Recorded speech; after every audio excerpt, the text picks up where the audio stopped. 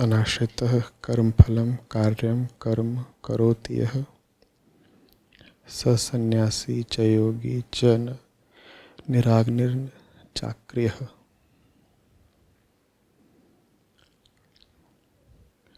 श्री कृष्ण बोले,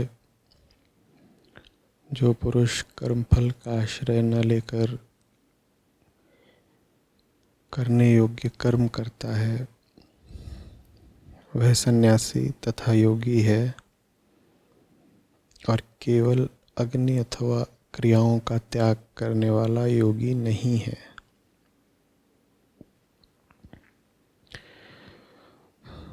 तो प्रश्नकर्ता कहते हैं, नमस्कार आचार्य जी, उपरोक्त श्लोक में श्री कृष्ण ने करने योग्य कर्म की बात कही है। इसी तरह अध्याय 3 के श्लोक 35 में कहा है कि दूसरे के कर्तव्य का अनुसरण करने से श्रेष्ठ है अपने स्वधर्म का पालन करते हुए मर जाना। करने योग्य कर्म या स्वधर्म क्या है और क्या इसका निर्धारण व्यक्तिगत होता है?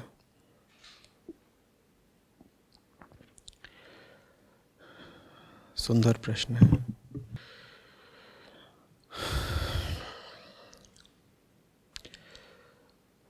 पहली बात कहा गया है कि योगी वो है जो कर्मफल का आश्रय लिए बिना करने योग्य कर्म करता है।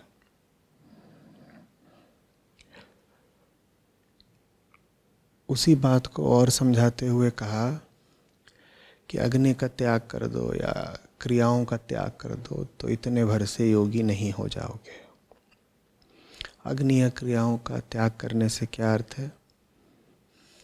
लोग हुआ करते थे, मान्यताएं होती थी, ऐसे समुदाय होते थे जो अग्नि का त्याग कर देते थे इस अर्थ में कि अपना खाना पीना नहीं बनाएंगे, भिक्षु हो जाएंगे।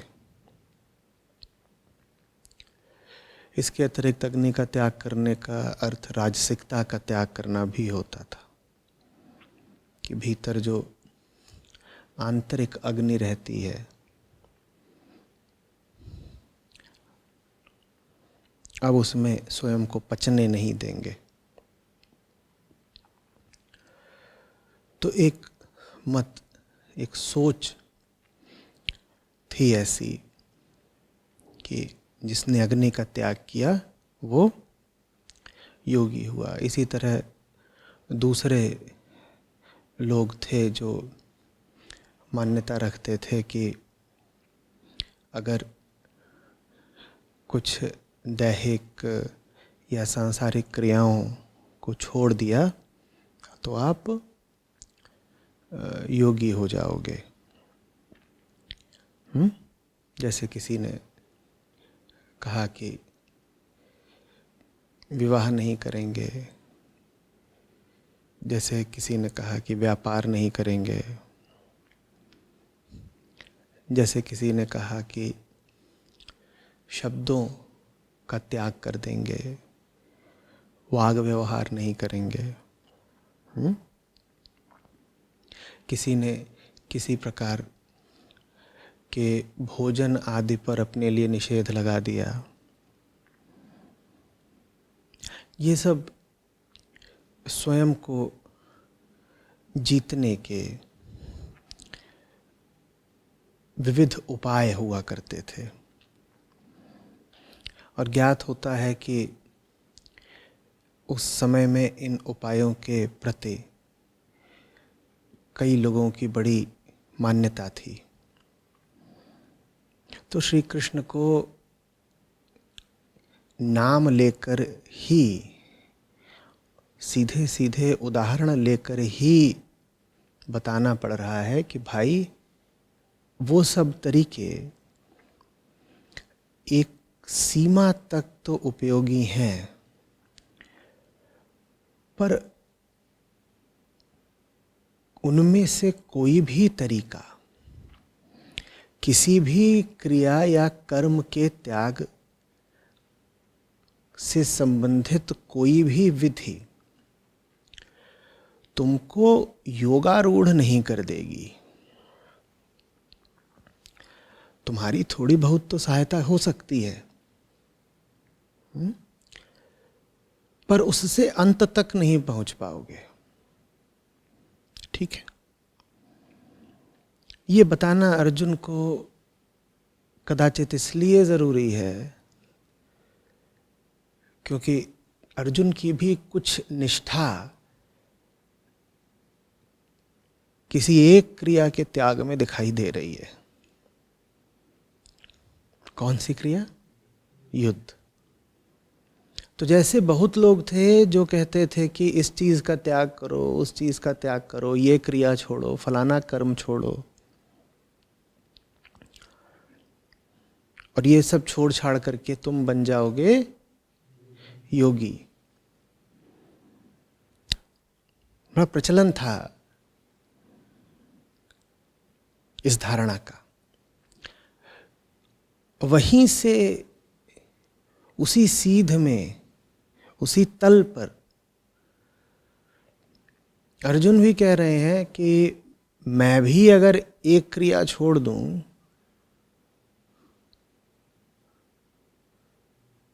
तो योगी ना हो जाऊंगा। कृष्ण वो रास्ता ही बंद करे दे रहे हैं, कह रहे हैं उसकी कोई संभावना नहीं। अग्नि छोड़ो, जल छोड़ो, ये क्रिया छोड़ो, वो क्रिया छोड़ो,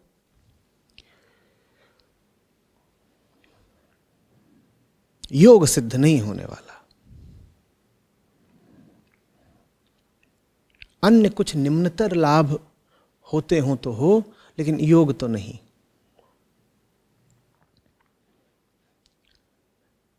तो फिर क्या सिखा रहे हैं अर्जुन को कि योग सिद्ध कैसे होगा? वो कह रहे हैं कर्म फल का आश्रय लिए बिना जो कर्म कर रहा है, जो करने योग्य कर्म कर रहा है, वो योगी। सुंदर शब्द है, मुझे प्रिय रहे हैं। अनाश्रितः कर्म फलम कार्यम कर्म करोति यह। अनाश्रितः कर्म फलम, इतना ही याद रह जाए तो बहुत।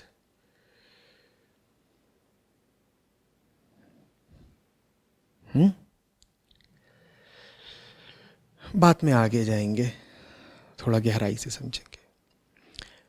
प्रश्नकर्ता पूछ रहे हैं कि तीसरे ही अध्याय के 35वें श्लोक में श्री कृष्ण कहते हैं कि दूसरे के कर्तव्य का, अर्थात दूसरे के कर्म का अनुसरण करने से श्रेष्ठ है स्वधर्म का पालन करते हुए मर जाना। फिर पूछा ये है क्या फिर करने योग्य कर्म? क्योंकि वो जो सब प्रचलित विधियां थीं, वो जो सब आम तरीके थे, उनको तो श्री कृष्ण ने नकार ही दिया। पूरी गीता में एक एक करके जितनी भी आम जनमानस में प्रचलित धारणाएं हैं, श्री कृष्ण काटते जा रहे हैं। और उन सबको काट करके अर्जुन के हाथ में क्या छोड़ रहे हैं? कह रहे हैं तू स्वधर्म का पालन कर, तू करने योग्य कर्म कर, तभी तू योगी कहलाएगा, तभी तू सन्यासी कहलाएगा। सन्यासी च योगी अनाश्रितः कर्म फलम कार्यम कर्म करोति यः।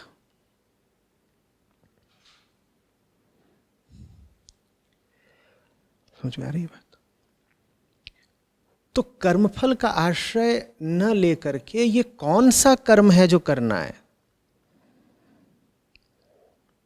कर्मफल का आश्रय न लेकर के कौन सा कर्म है जो करना है? ये स्वधर्म क्या है जिसके लिए श्री कृष्ण कहते हैं कि जान ही दे दो?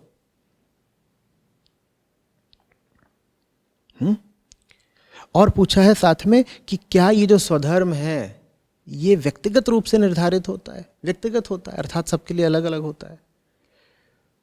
सुंदर प्रश्न है, समझते हैं। हम कर्म क्यों करें? हम कुछ भी क्यों करें? कुछ तो नित्य शारीरिक कर्म होते हैं, श्री कृष्ण से पूछेंगे तो कहेंगे कि उनको तुम कर्म मानो नहीं, अकर्म है वो। यांत्रिक दैहिक गतिविधियां हैं, उनको कर्म कहने का कोई प्रयोजन नहीं, क्योंकि वो बिना किसी चैतन्य सहमति के होती हैं तुम्हारे। सांस लेने के लिए आपको बार बार हाँ नहीं बोलना पड़ता। कोई निर्णय किसी तरह की सहमति या विरोध सम्मिलित ही नहीं है श्वास की या पाचन की क्रिया में, ये सब अपने आप होता रहता है। तो इनको तो हम कहेंगे ही नहीं कि कर्म है। कर्म वो जहां पर व्यक्ति के पास करने न करने का विकल्प मौजूद हो। तो मैं पूछ रहा हूं, हम कर्म क्यों करें? जो काम बिल्कुल ही शारीरिक तल के हैं वो तो अपने आप हो रहे हैं। बाकी हम जो भी कुछ कर्म इत्यादि करते हैं वो हम क्यों करें?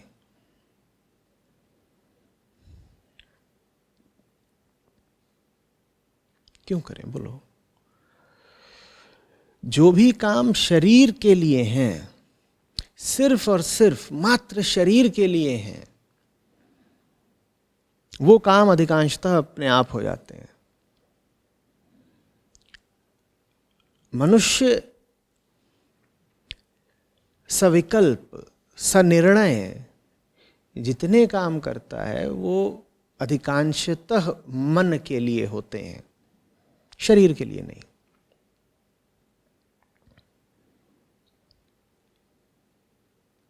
हमें मन को शांति देनी है, हमें अपनी शुद्ध चेतना को शांति देनी है, इसलिए हम कर्म करते हैं।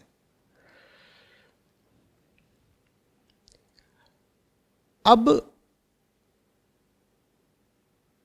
अगर आपको अपनी अशांति को एक सतही शांति देनी है तो अपनी अशांति का जो सतही और तात्कालिक कारण हो उसको खोज लीजिए और उसका उपचार कर दीजिए, जैसा कि ज्यादातर लोग करते हैं। आप मेरे साथ चल रहे हैं? हम समझना चाह रहे हैं कि हम कर्म क्यों करते हैं। हमने कहा हम कर्म इसलिए करते हैं क्योंकि हमारा मन अशांत और बेचैन रहता है। बाकी सब कर्म जो शरीर के लिए होते हैं उन्हें कर्म की श्रेणी में रखना ही उचित नहीं है, उनको हटा दें।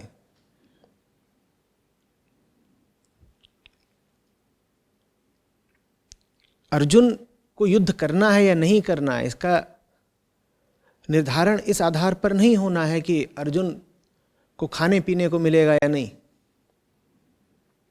वो मुद्दा ही नहीं है। युद्ध होगा या नहीं होगा, इसका निर्धारण एक मानसिक समस्या है, शारीरिक समस्या नहीं है।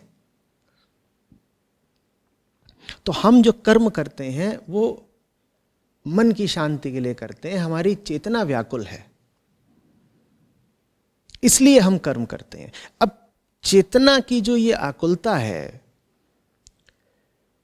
इसका सदा कोई तात्कालिक और सतही कारण मौजूद दिखता है।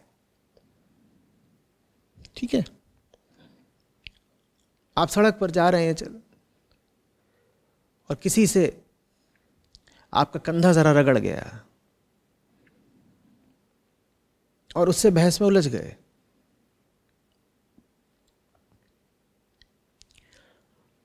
बात मारपीट तक चली गई।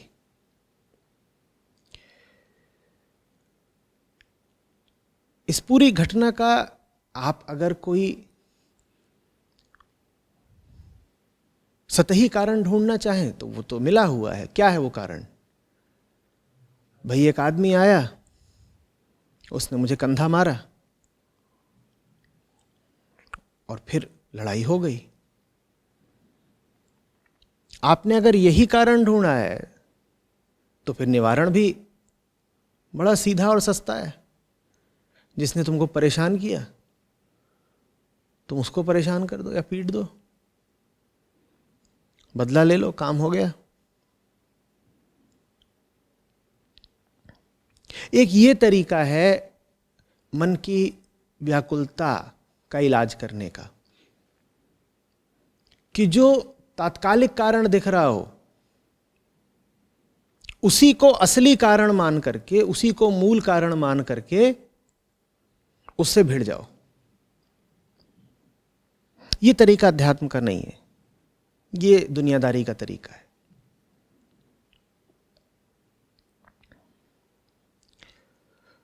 एक दूसरा तरीका होता है। दूसरा तरीका कहता है कि मैं इस आदमी से न भी भिड़ा होता तो क्या कम परेशान था मैं? ये जो अभी कहा सुनी हुई है, इसने तो सिर्फ मेरे आंतरिक द्वंद्व को, कोलाहल को, उथल पुथल को दर्शा दिया है, नहीं तो परेशान तो मैं था ही। परेशान नहीं होता तो इतनी सी बात पर कोई किसी से मारपीट कर लेता है क्या कि कंधा रगड़ गया?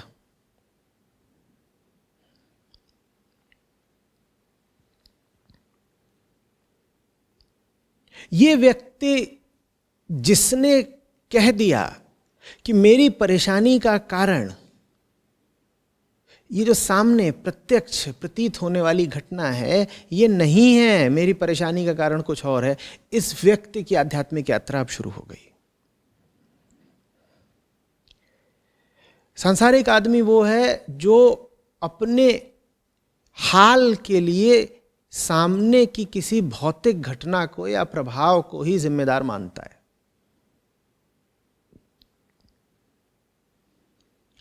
आध्यात्मिक आदमी वो है जिसे दिख गया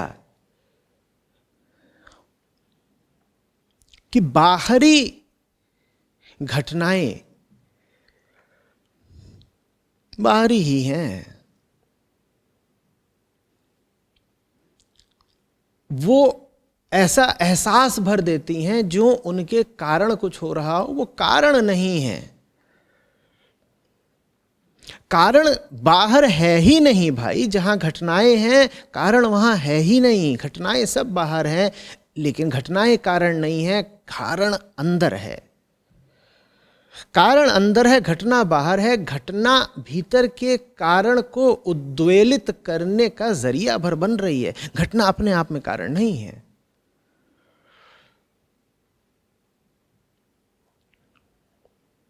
ये जब निष्कर्ष आपके सामने आता है, इसकी आहट भी जब आपको पता चलती है तो शांति भी मिलती है और परेशानी भी।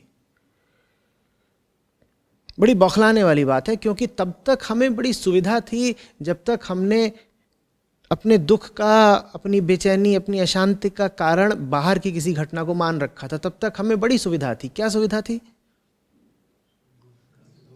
मुझे इसने परेशान किया, मुझे इसने परेशान किया तो मेरी परेशानी दूर कैसे होगी? उसको सीधा कर दूंगा, उसको ठीक कर दूंगा, उसको मिटा दूंगा, उससे दूर चला जाऊंगा, कुछ भी। उस बाहर वाली वस्तु, व्यक्ति या घटना से संबंधित मैं कोई समाधान भी निकाल लूंगा, कोई बाहरी समाधान। बड़ी सुविधा थी। लेकिन जैसे ही समझ में आया कि भाई बात बाहर की है ही नहीं, मेरी परिस्थितियां कैसी भी रहती हैं, मेरे भीतर तो शोर मचा ही रहता है। मैं शांत घाटी में भी चला जाता हूं, मैं बंद कमरे में भी हो लेता हूं, मैं मंदिर के पावन माहौल में भी बैठ लेता हूं, मैं सोने चला जाता हूं, मैं तो पाता हूं कि तब भी भीतर उपद्रव चल ही रहा है। इसका मतलब बात बाहर की नहीं है, कुछ और बात है। मैं पूरा संसार ही द्वार से बाहर कर देता हूं। मैं कहता हूं सब बाहर निकलो, कमरे का दरवाजा बंद, मैं सोने जा रहा हूं, तो मेरे सपनों में दंगे शुरू हो जाते हैं। अब तो बिल्कुल ही जाहिर हो गया कि बात बाहर की है ही नहीं, एकदम ही स्पष्ट है।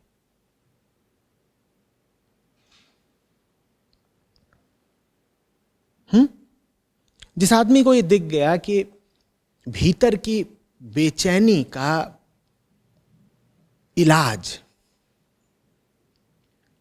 बाहर की ओर जोर आजमाइश करके नहीं होना है, उसको मैं कह रहा हूं उसकी आध्यात्मिक यात्रा शुरू हो गई।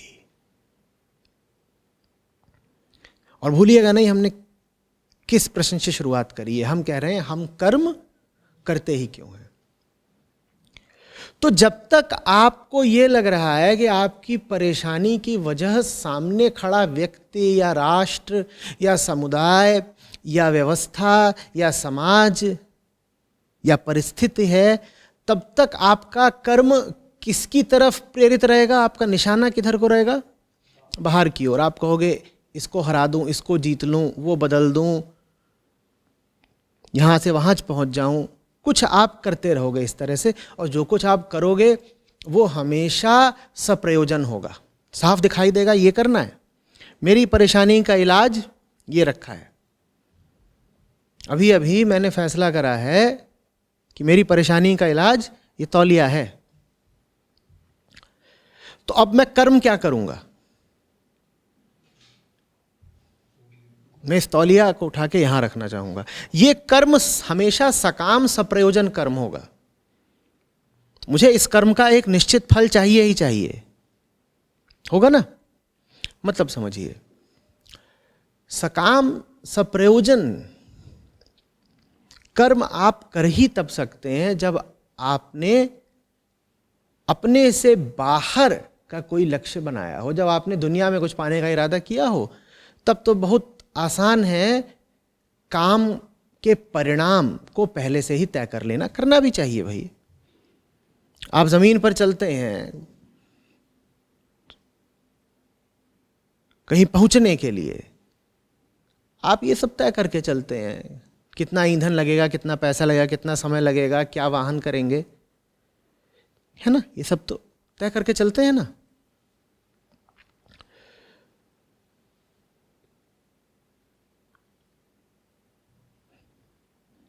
आप भीतर जाने लगे, आप कहने लग गए कुछ मेरे ही भीतर ऐसा है जो मुझे परेशानी में रखे हुए है।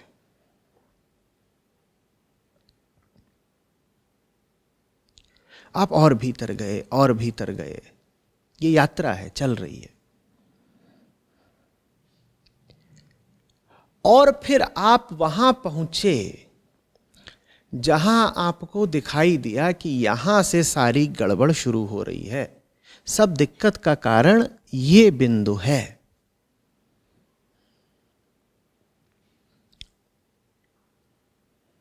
अब आप क्या कर्म करोगे? क्या कर्म करोगे?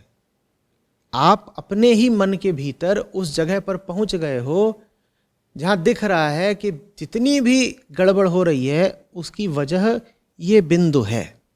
अब आप क्या करोगे? हम विचार कर रहे हैं कि मनुष्य कर्म करे ही क्यों।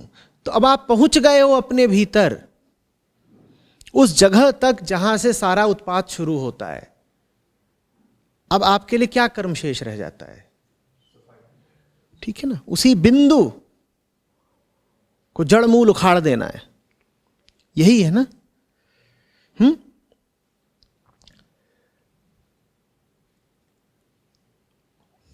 बस इसमें एक बात जोड़े देता हूं कि जिस बिंदु को जड़ मूल उखाड़ देना है उस पर आप ही का नाम लिखा हुआ है।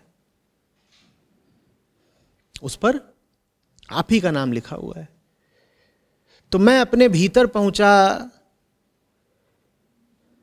अपने गुनहगार की तलाश करने के लिए, और बड़ी खोज के बाद अंततः पहचान लिया मैंने, पकड़ लिया उसको। भागा जा रहा था, पीछे से जाकर के उसके कंधे पर जकड़ लिया उसको।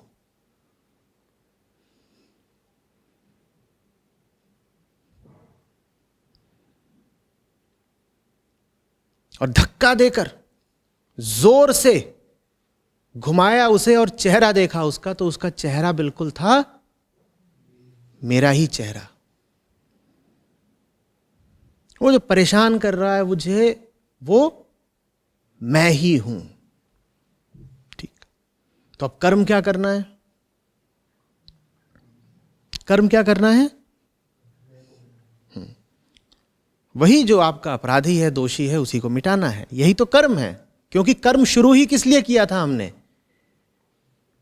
क्योंकि हम परेशान हैं। अब वो मिल गया जो हमें परेशान कर रहा है, तो जाहिर सी बात है कर्म क्या करना है? उसको हटाना है। उसको हटाया जा सकता है, हटाना चाहिए भी, बात सीधी लगती है। एक छोटा सा पेंच है बस। वो पेंच क्या है? उसको हटा दिया तो हटाने के बाद जो ये बेचैनी से राहत मिलेगी, उस राहत को भोगेगा कौन? किसी भी कर्म का कुछ फल होता है ना। इसको मैंने अपने सामने से हटा दिया, इसको अपनी परेशानी की वजह समझ के, तो हटाने के बाद मुझे जो भी शांति मिली थोड़ी बहुत, उस शांति को भोगा किसने? मैंने। किसने? मैंने भोगा। भीतर जाके पता चला कि अशांत करने वाला ही कौन था? मैं। तो चलो मैं को हटा दिया। मिलती होगी कोई शांति मैं को हटाने से, पर उसे भोगेगा कौन? कोई नहीं। तो इसलिए श्री कृष्ण कह रहे हैं, बेटा कर्मफल भोगने की अगर तुमने इच्छा की तो असली कर्म कभी कर नहीं पाओगे, क्योंकि असली कर्म तुमसे कीमत ही यही मांगता है कि जब उसका परिणाम आएगा तो उसको भोगने के लिए तुम नहीं बचोगे। अगर कर्म का परिणाम भोगने के लिए तुम बचे हुए हो, तुम्हारे कर्म ही नकली है, कुछ ऊपर ऊपर का काम कर दिया। असली कर्म है ही वो जो कर्ता को मिटा दे। जब कर्ता मिट गया तो कर्मफल भोगेगा कौन? क्योंकि कर्ता ही तो भोगता होता है। समझ में आ रही बात? तो वो फिर कह रहे हैं अनाश्रितः कर्म फलम। कर्म फल भोगने की नीयत से असली काम नहीं कर पाओगे।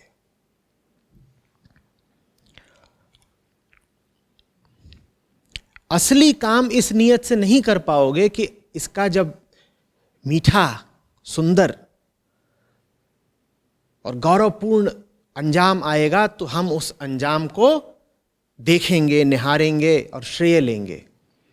असली काम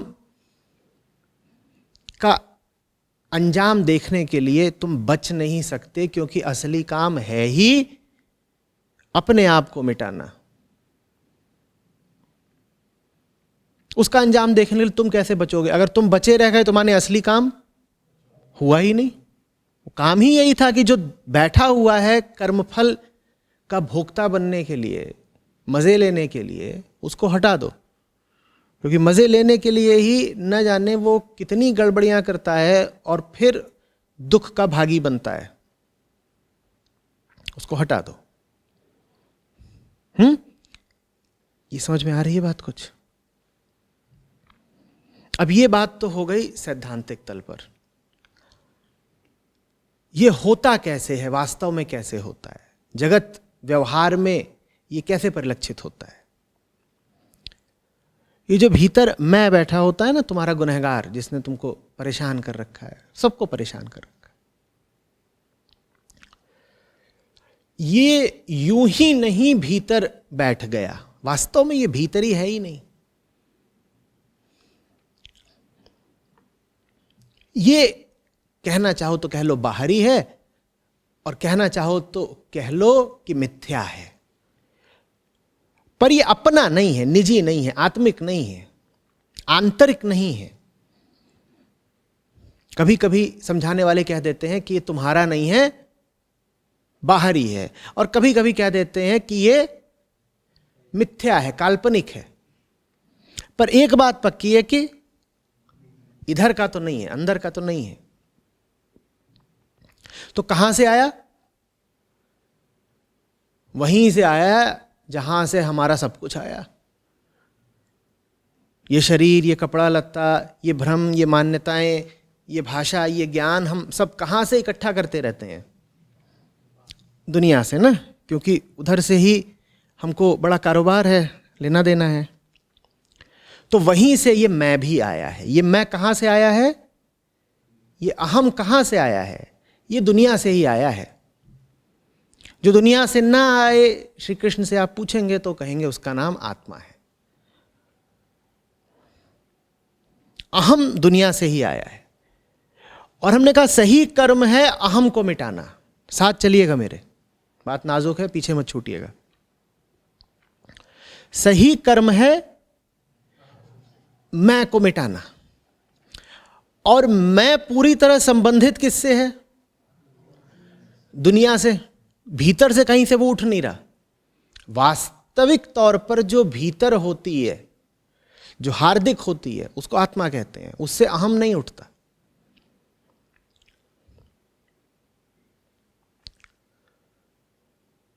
तो अहम अगर बाहरी प्रभावों का निर्माण है, तो अहम को मिटाने के लिए कर्म भी क्या करना पड़ेगा? कुछ बाहरी, कुछ भीतरी। जो कुछ बाहर ऐसा है कि भीतर की एक नकली सत्ता को पोषण देता है, उसको बदलना पड़ेगा। और जो कुछ भीतर ऐसा है कि बाहर के व्यर्थ प्रभावों को सोखने के लिए तैयार रहता है, उसका शमन करना पड़ेगा, उसका उन्मूलन करना पड़ेगा। ये दो काम करने पड़ेंगे। हम समझना चाह रहे हैं सही कर्म क्या है, इंसान क्या करे जीवन भर, क्योंकि क्या काम करना चाहिए, इसी प्रश्न को लेकर के लोग सालों तक, दशकों तक उलझे रहते हैं। कई बार वो अपना पूरा जीवन बिता देते हैं और उनको ये स्पष्ट नहीं हुआ होता है कि वो सही काम कर रहे हैं कि नहीं, उन्होंने जीवन भर सही काम करा या नहीं। तो बहुत महत्व का है ये प्रश्न कि सही कर्म क्या है। तो सही कर्म हमने कहा शुरू ही होता है अपनी परेशानी, अपनी समस्या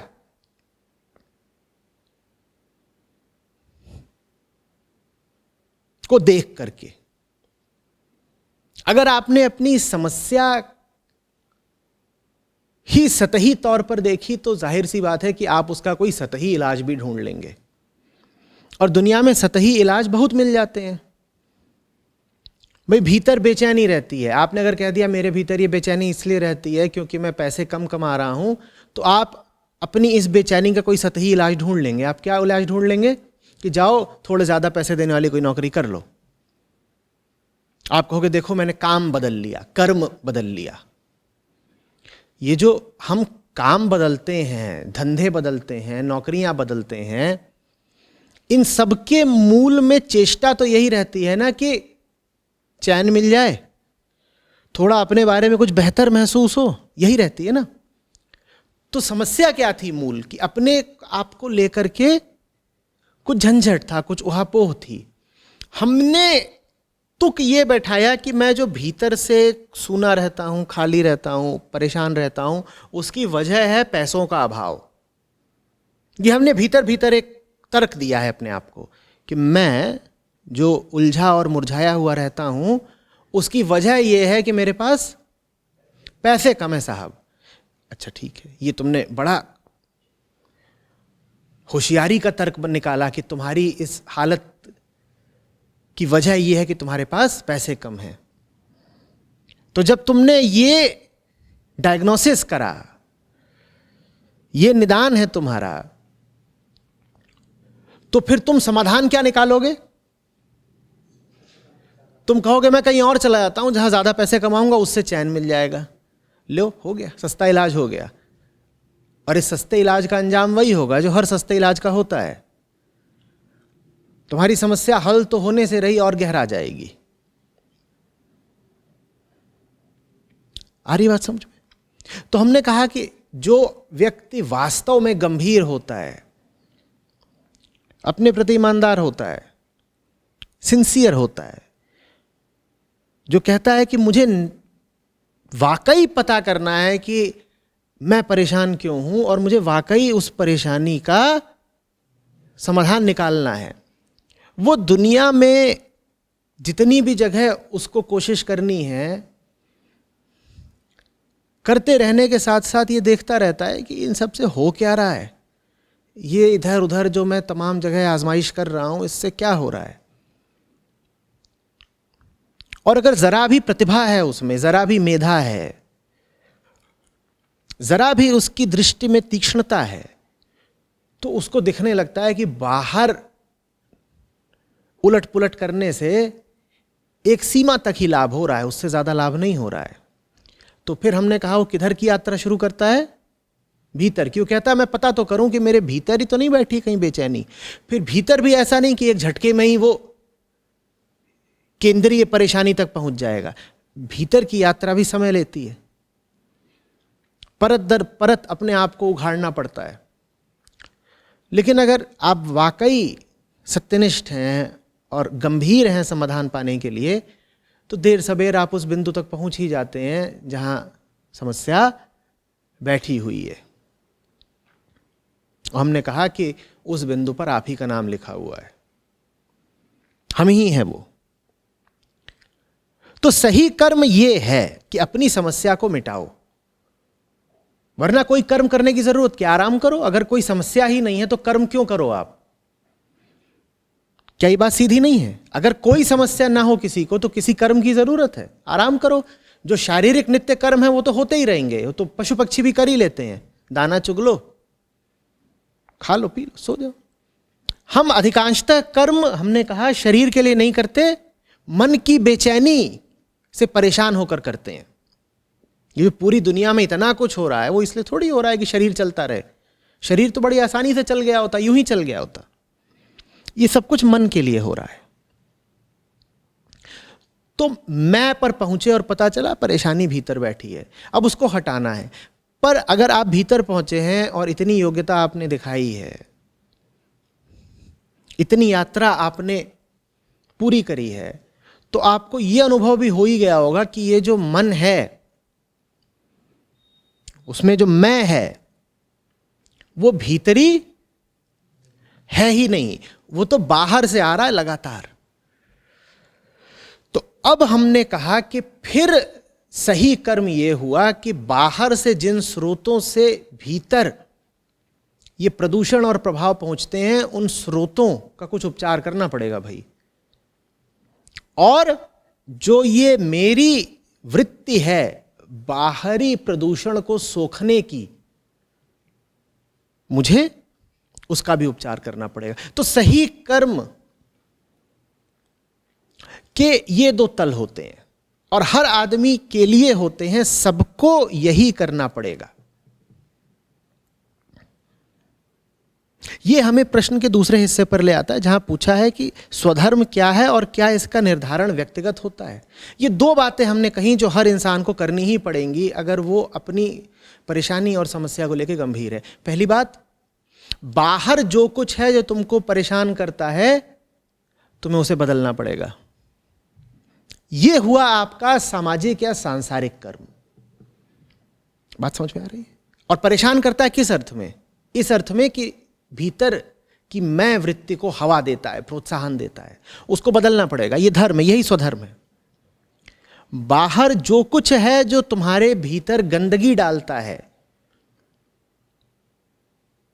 तुम्हें उससे भिड़ जाना पड़ेगा, यह स्वधर्म है। इसीलिए तो कृष्ण कह रहे हैं अर्जुन से कि तू भिड़ जा इस कुरुसेना से। यह करना पड़ेगा। यह कर्म का एक हिस्सा हुआ। और कर्म का दूसरा हिस्सा है एकांत साधना, जहां हमारे भीतर वो जो बैठा हुआ है, जो बड़ा ग्राहक बना हुआ है, बड़ा उत्सुक रहता है, लाओ लाओ कुछ दो, बताओ तुम्हारे पास क्या है परोसने को, मैं उसको भी अंदर डाल लूं, बताओ तुम क्या देने आए हो, मैं उसको भी देख लूं, सोख लूं। हमें उसका भी शमन करना पड़ेगा, उसकी भी शांति निर्जरा करनी पड़ेगी। ये आपकी एकांत साधना है। ये कर्म हैं, ये कर्म के वो दो तल हैं जो हर व्यक्ति को करने ही पड़ेंगे। कुछ काम बाहर की दिशा में, कुछ काम भीतर की दिशा में। बात समझ में आ रही है? अब पूछा है कि क्या ये जो काम है जो हर आदमी को करना है व्यक्तिगत होता है क्या? भीतर की ओर जितना काम करना है वो व्यक्तिगत नहीं होता, क्योंकि वो सबके लिए एक ही है। तो व्यक्तिगत कैसे हुआ? सबके लिए एक ही कैसे है कि अहम वृत्ति तो सब में एक ही है। तो वो जो भीतर की ओर काम करना है वो व्यक्तिगत नहीं है। हां, बाहर की ओर जो काम करना है व्यक्तिगत है। कैसे? समझिएगा। अर्जुन को जो बाहर काम करना है वो क्या है? कौरवों से भिड़ जाओ। ठीक है, आपको कौरवों से नहीं भिड़ना है। अर्जुन को कौरवों से इसलिए भिड़ना है क्योंकि कौरव वो शक्ति हैं, कौरव वो प्रदूषणकारी शक्ति हैं जो अगर सत्तासीन हो गए तो पूरे देश में अधर्म फैला देंगे। बाहर हमने कहा कर्म करना है, बाहर हमें क्या कर्म करना है? बाहर हमें उन ताकतों के खिलाफ संघर्ष करना है जो भीतर के मैं को बढ़ाती हैं, उसमें जहर भरती हैं, उसको पोषण देती हैं। जहर ही पोषण है उसका, वो जहर पर ही पलता है। कौरव वो ताकत है बाहर वाली, इसलिए कृष्ण कह रहे हैं अर्जुन से इनसे भिड़ो। और सिर्फ भिड़ने भर को नहीं कह रहे हैं। आप गीता को देखिए, 18 अध्याय हैं। अगर इतना ही कहना होता कि अर्जुन आदेश देता हूं भिड़ जाओ, तो इतनी बड़ी गीता की क्या जरूरत थी? जो बाकी बात कही गई है वो भीतर के युद्ध के लिए कही गई है। सब ज्ञान दे दिया, सब भक्ति समझा दी, सब तरह के योग समझा दिए। उन सब योगों का संबंध तो दुर्योधन से नहीं है ना भाई। एक बात कही, अर्जुन संघर्ष कर, अर्जुन युद्ध कर, उस बात का संबंध किससे है? कौरवों से, दुर्योधन से। लेकिन साथ ही साथ इतनी बातें और भी तो कह रहे हैं। पूरा कर्मयोग समझा दिया, कर्म संन्यास समझा दिया, ज्ञान, भक्ति, ऐश्वर्य, विभूति, प्रेम, सब समझा दिया। ये क्यों समझा रहे हैं? ये बात आपको थोड़ी विचित्र नहीं लगती कि गीता के मैदान पर ऐश्वर्य क्यों समझा रहे हैं? क्षेत्र क्षेत्रज्ञ क्यों समझा रहे हैं? दान कितने प्रकार का होता है, तपस्या कितने प्रकार की होती है, ये सब अर्जुन को क्यों समझा रहे हैं? भाई कृष्ण बताइए ना, क्यों समझा रहे हैं? कोई तुक नहीं बनता। रण क्षेत्र में ऐसी बातें करी जाती हैं क्या कि दान कितने प्रकार का होता है, या सांख्य योग समझाया जाता है रण क्षेत्र पर? नहीं समझाया जाता ना।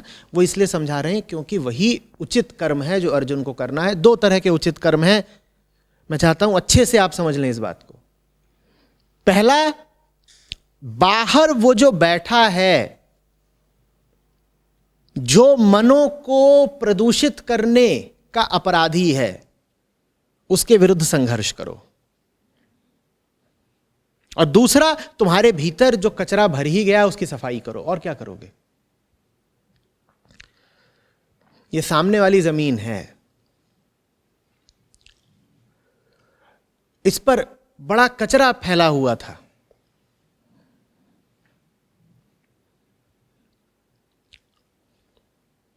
जब बोधस्थल का निर्माण हुआ तो हमने क्या करा? हमने दो काम करे। पहली बात, कचरा साफ करो। दूसरी बात, बाड़ लगाओ, और जिन लोगों को देखो कि आके कचरा डाल रहे हैं उन्हें डांट लगाओ।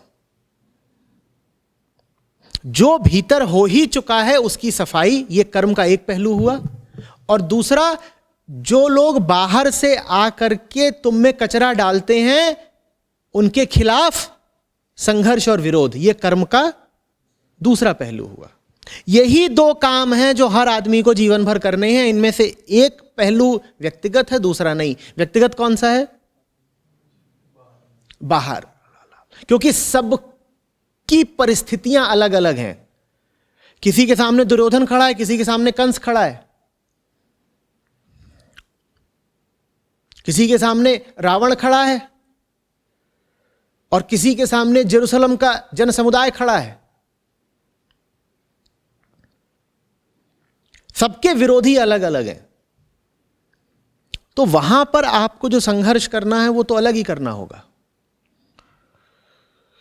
किसी के जीवन में सब कलुष, कलह और गलत संस्कार और व्यर्थ की धारणाएं और अंधविश्वास हो सकता है उसके परिवार ने डाल दिए हों, उसे अपने परिवार के खिलाफ संघर्ष करना होगा।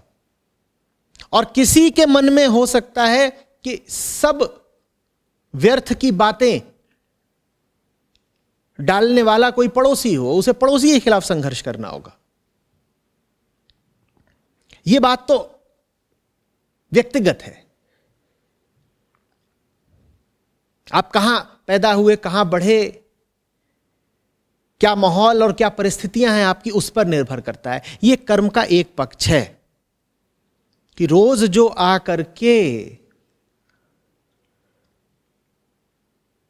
तुम्हें मलिन कर जाता है उससे भिड़ जाओ। और जो रोज तुम्हें आकर मलिन कर जाता है, जरूरी नहीं है कोई व्यक्ति ही हो। आज के समय में अधिकांशतः वो व्यक्ति नहीं होते, वो व्यवस्था होती है। व्यक्तियों पर उंगली उठाना तो फिर भी आसान है, व्यक्तियों से भिड़ जाना भी आसान है। आज के समय वो व्यवस्था है, व्यवस्था है जो हमें गंदा कर रही है रोज रोज। उस व्यवस्था से भिड़ना पड़ेगा, एक नई व्यवस्था खड़ी करनी पड़ेगी। हर आदमी को ये कर्म करना ही पड़ेगा, बीड़ा उठाना पड़ेगा, संकल्प लेना होगा।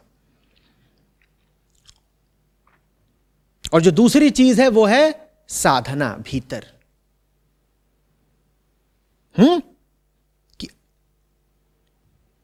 अपने पर विजय हासिल करनी है। नहीं तो दूसरे को तो बोल दिया कि देखो तुम मुझे ये सब व्यर्थ की बातें ना बताया करो, ना खिलाया पिलाया करो।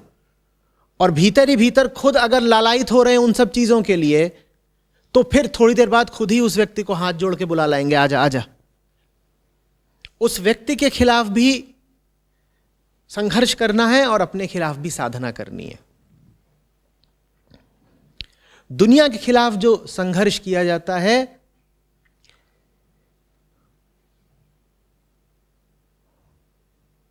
उसमें आप कहलाते हैं सूरमा। अपने खिलाफ जो संघर्ष किया जाता है उसमें आप कहलाते हैं साधक। जो सूरमा साधक नहीं, वो दुनिया में ही खप के पच के मर जाएगा, लड़ता रहेगा दुनिया से। और जो साधक सूरमा नहीं, वो पाएगा कि वो अपना कमरा साफ करता है, बार बार बड़ी साधना करता है, और जितनी बार साधना करता है उतनी बार बाहर से कोई ला करके फिर गंदा कर देता है। भूलिएगा नहीं कि आदमी की चेतना सामाजिक प्रभाव के प्रति बड़ी संवेदनशील होती है। आप कितना भी कह लें कि दुनिया कैसी भी रहे, मैं अपनी आत्मा की गुफा में बैठ करके शांत और अस्पर्शित रह लूंगा, ऐसा होने नहीं वाला है। वो बहुत दूर का और बड़ा असंभव आदर्श है। मुझे मालूम है उस आदर्श का बखान कई धर्म ग्रंथों में हुआ है, पर छोड़िए ना।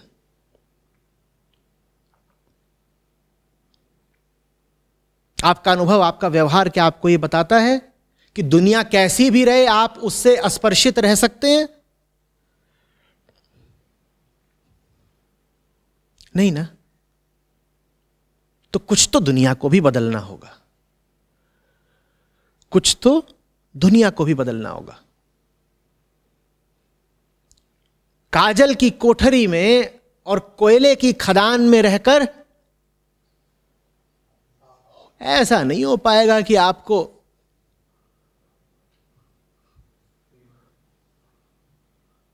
कालिमा छू भी नहीं गई, नहीं हो पाएगा। तो तो बाहर भी संघर्ष करना पड़ेगा। आध्यात्मिक आदमी कतई ये न सोचे कि बाहर कोई परिवर्तन लाए बिना वो भीतर की बेचैनी मिटा लेगा, हो नहीं पाएगा। और न सांसारिक आदमी ये सोचे कि बस बाहर की लड़ाई लड़ लड़ के उसे शांति मिल जानी है। ये दोनों ही गलतियां हैं। सांसारिक आदमी बस बाहर ही बाहर देखता रह जाता है, आध्यात्मिक आदमी भीतर ही भीतर देखता रह जाता है। हमें साधक सूरमा चाहिए, हमें सूरमा साधक चाहिए।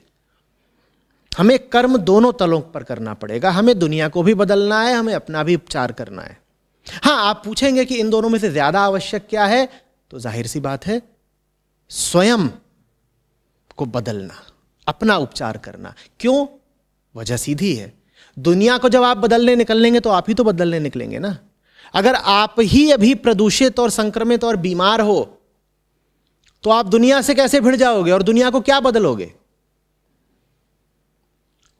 तो अपने प्रति भी साधना करनी है, खुद को जीतना है, इंद्रजीत होना है, महावीर होना है, और दुनिया में भी उन शक्तियों के विरुद्ध संघर्ष करना है जो उपद्रव के लिए, पाप के लिए, अशांति के लिए, कलह के लिए जिम्मेदार है। यह है वो कर्म जो सबको करना है, इसी को स्वधर्म कहते हैं। अब इसके बाद इसमें कोई संशय नहीं होना चाहिए। यह प्रश्न बहुत बार पूछा जाता है कि ये जो स्वधर्म निधनो श्रेय की बात हुई है, इसमें स्वधर्म है क्या? ये है स्वधर्म। और इस स्वधर्म का सबसे सुंदर उदाहरण स्वयं श्रीमद् भगवद गीता है। कृष्ण एक साथ दोनों काम करवा रहे हैं अर्जुन से, भिड़ जाने की प्रेरणा भी दे रहे हैं और साथ ही साथ उसे आध्यात्मिक ज्ञान भी दे रहे हैं। यही दो कर्म हैं जो करने हैं। बात समझ में आ गई? तो अब हम पर जिम्मेदारी है कि हम अपने आप से लगातार यही पूछते रहें कि मैं जो काम कर रहा हूं उसमें ये दोनों ही पक्ष शामिल हैं कि नहीं हैं। एक पक्ष है कि दुनिया से ऐसा नाता रखो जिसमें दुनिया को बदलो, क्योंकि दुनिया से नाता तो रखना ही पड़ेगा, शरीरधारी हो। दुनिया से ऐसा नाता रखो जिसमें दुनिया को बदलो। और कैसे बदलो? ऐसे बदलो कि दुनिया में जो प्रदूषण कारक शक्तियां हैं उनका नाश हो, और दुनिया में जो सात्विक शक्तियां हैं उन्हें बल मिले। ऐसे दुनिया से नाता रखो। यह काम का एक पक्ष हुआ। कोई पूछे क्या काम करते हो, तो बोलो एक काम तो हम ये करते हैं, और दूसरा काम हम ये करते हैं कि हम अपने पर बड़ी सख्त निगाह रखते हैं और खूब जानते हैं कि हमारी समस्या का कारण हम स्वयं हैं। तो हम अपने आप को बहुत प्रश्रय, बहुत प्रोत्साहन, बहुत छूट इत्यादि देते नहीं हैं। आ रही बात समझ में? स्वधर्म स्पष्ट हुआ। यह भी स्पष्ट हुआ कि वास्तविक कर्म या स्वधर्म कर्म फल के साथ कभी भी जुड़ा हुआ क्यों नहीं हो सकता? जो स्वधर्म के मार्ग पर चलेगा वो कर्मफल की इच्छा नहीं रख सकता। यह बात स्पष्ट हुई है। क्यों नहीं रख सकता? क्योंकि फल का भोगता ही नहीं बचना है। यही तो सम्यक कर्म का, स्वधर्म का लक्ष्य है ना, कि कर्म फल का भोगता ही ना बचे। ये सारी बातें साफ हैं?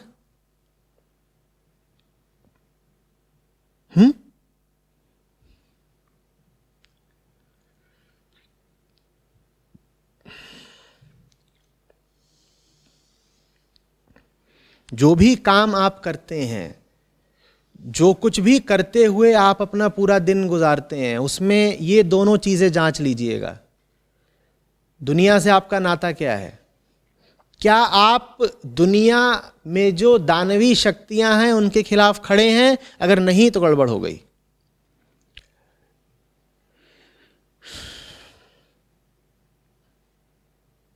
इसी तरीके से क्या दुनिया में जो सात्विक शक्तियां हैं आप उनके साथ खड़े हैं? अगर नहीं तो गड़बड़ हो गई। ये पहली चीज हुई जांचने की। और दूसरी चीज हुई जांचने की कि आप दिन भर अपने से क्या नाता रख रहे हैं। यही दो चीजें हैं जिनसे पता चल जाएगा कि आपका जन्म व्यर्थ जा रहा है या सार्थक। इसी से आपको पता चल जाएगा कि जीवन में करने योग्य काम क्या है। सैकड़ों बार ये प्रश्न पूछा गया मुझसे कि क्या काम करें। बस इस बात से समझ लो क्या काम करना है। कोई ऐसा काम मत उठा लेना जो इस हिंसक और दुर्दशाग्रस्त दुनिया को और दुर्दशा में डालता हो। ऐसा कर मत डालना।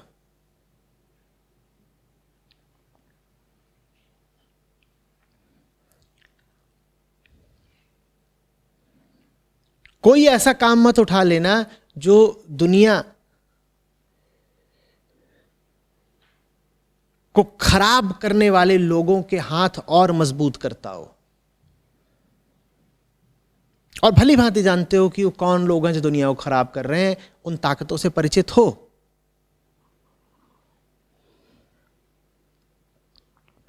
ये बात आ रही है समझ में? और कोई ऐसा काम मत उठा लेना जो तुम्हारे पास बिल्कुल भी अवकाश न छोड़ता हो अपने आंतरिक रेचन, अपनी आंतरिक समृद्धि के लिए। दुनिया का सबसे अच्छा काम वो है जिसमें तुम समाज सुधार और आत्म सुधार एक साथ कर पाओ।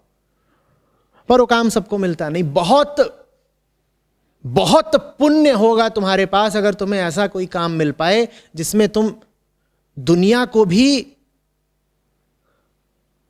ऊर्ध्वगमन दे पाओ, दुनिया का भी सुधार कर पाओ और साथ ही साथ अपना भी। वो आदर्श काम है। कृष्ण मुस्कुराएंगे, कहेंगे ये है कोई जो स्वधर्म का पालन कर रहा है।